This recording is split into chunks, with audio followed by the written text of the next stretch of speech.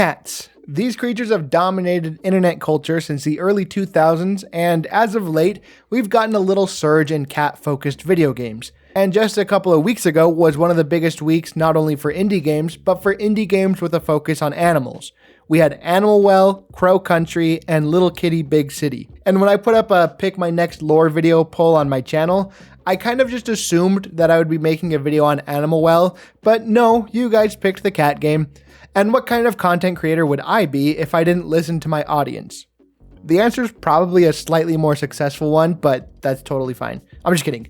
Without further ado, here's Little Kitty Big City's story explained. The game begins in an urban Japanese area with Kitty taking a nap on his favorite perch high up in an apartment building where he just does an big stretch a little too hard and falls off the windowsill. He grabs onto a crow to try to slow his fall, but in the end he winds up at street level. By the way, Little Kitty Big City doesn't specify the gender of Kitty and just lets you put the identity of your choosing onto them, so I'm going to use he, but there are no wrong answers as far as I know. Kitty tries to make his way back to the apartment building, but the main problem is that water pipes have burst all across the area and Kitty can't stand water. So after navigating his way around the pipes, he runs into the same crow that he grabbed onto, who tells him to follow him. On the way, Kitty stops to help an artist with their magnum opus and proceeds on his way to find Crow. He finds Crow but gets jump scared by a dog, making this basically the Five Nights at Freddy's of cat games. Crow informs Kitty that in order to make his way back to the apartment, he's going to have to climb. Kitty explains it doesn't really have the energy for that because he's hungry. Then Crow says that he has a fish that he'll give to Kitty in exchange for 25 shinies. Crow goes on to explain to Kitty that shinies are priceless items, and then Kitty argues, well, if they're so priceless, then why don't I just give you one shiny for one fish? And Crow explains that he misspoke and shinies are actually worthless and toxic to any creature that isn't a crow. So Kitty understands at that point and sets out to find the shinies for Crow. We meet up with the mayor of all cats who promises to trade Kitty a secret on one condition. Kitty has to knock over the 3 jam jars that the mayor's human has left perched in high places. This has made the mayor mad because his human disrespects him so much that she's going to place jars within reach just to taunt him. And Kitty's meant to bring divine justice upon the human for her hubris. Kitty does so. Then the mayor teaches Kitty the secret, which is just how to emote. While continuing his search for shinies, Kitty finds himself in the company of a chameleon who just so happens to be a master illusionist, able to go invisible. He can even turn his words invisible. See? He's perplexed that Kitty can see him and supposes that it's because Kitty's eyes are weird and on the front of his head instead of bulging out on the sides. Chameleon vows to master the art of invisibility and teleports away using his actual magic powers that apparently he has because he can just teleport. We then find an orange alley cat who teaches Kitty how to pounce on birds and steal their feathers. She also teaches Kitty how to invoke the bread proposition, in which you steal bread from a human and leave it out so as to attract the birds. This seems like some pretty useless information until Kitty finds himself face to ass with a tanuki stuck in a concrete pipe. After freeing her, the tanuki asks Kitty to bring her feathers so that she can continue a project that involves distorting space-time. Bringing those feathers to Tanuki allows her to create her invention, which she calls the Petwork, that allows pets to travel through space-time and warp through the sewers to other locations. She uses Kitty as her guinea pig and teleports him to the other side of a fence as a trial run. On the other side of the fence, Kitty meets up with Beetle, who is distressed because she dropped her phone in concrete. She teaches Kitty the meaning of hashtags and how to say lol even when you aren't actually laughing out loud, and explains that she's the social media manager of Taffy, who is a celebrity cat, and she can't post on Taffy's socials with a broken phone. And this is like the most immersion-breaking, lore question-raising part of the entire game. In this world, celebrity animals manage their own careers and hire other animals to manage their socials for them. It's really odd, to say the least. I can get behind Tanukis distorting space-time or chameleons being able to teleport because but like bugs managing social media accounts for cats who run their own careers, that's where I draw the line. Anyway, Kitty suggests that Beetle just borrows a phone from a human, and so he goes and steals one for her. In exchange, Kitty is given the broken phone that still has a working camera, which is how the photo mode works in this game. I forgot to record footage of this, but later on, Kitty meets up with Beetle once more, who is stressed out and overworked by Taffy, and Kitty teaches Beetle that it's okay to take a break every now and then. After all this adventuring, Kitty has found enough shinies to give to Crow in exchange for a fish. This fish grants Kitty a bit of extra stamina, which he can now use to climb vines. The stamina is very similar to the recent Zelda games, which basically makes this the Breath of the Wild of cat games. Kitty scales a fence to a new part of the city where he meets a father duck who is worried about his children who got lost, and he wants to get them back so they can do a family show and tell to finish off their little field trip for the day. He gives Kitty a map that he can use to find the ducklings and apologizes because his kids also randomly drew on the map the locations of all the fish they had seen lying around recently. He tells Kitty just to ignore that because he doesn't know why Kitty would want to find out where the fish are. Kitty is able to locate those fish at a supermarket, in the possession of a fisherman on the pier, and in the home of a lady who's watering her rooftop garden.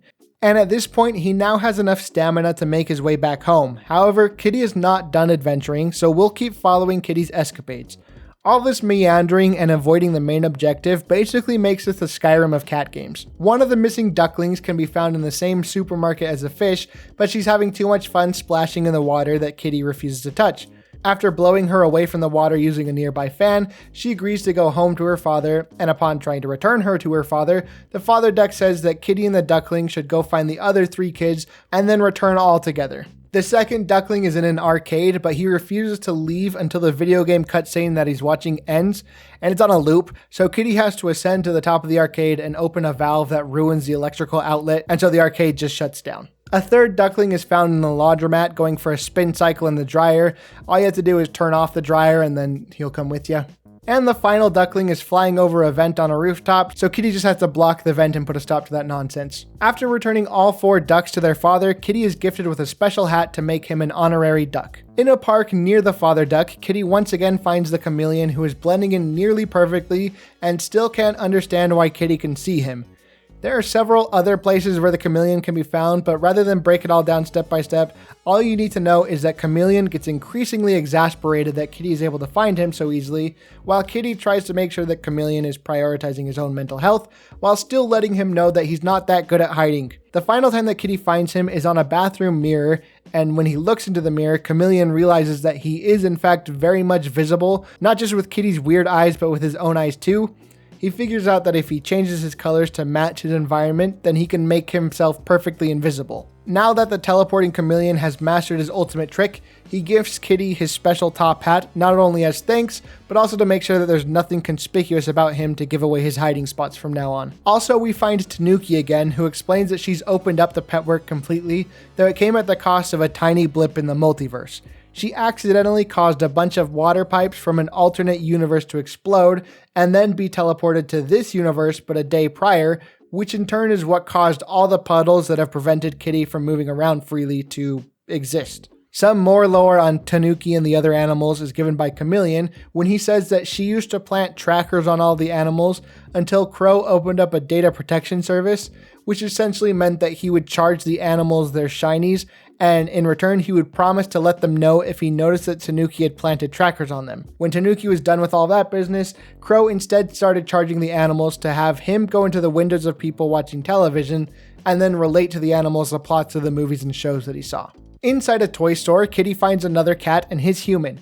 The human is all out of sorts because the pet bird Ramoon had escaped. Ramoon, or Ramune, I don't know which one it is, watches way too many Geku movies and has flown off in search of a cat to do battle with. Geku is basically the in-universe stand-in for Godzilla, and the most recent movie that she had seen was Geku vs. Boss Cat. So this cat asks Kitty to pretend to be Boss Cat and allow Ramune to have the epic kaiju battle that she's been hoping for. Kitty does so, and then she returns home. After doing all of these favors for everyone, Kitty decides that it's finally time to return home.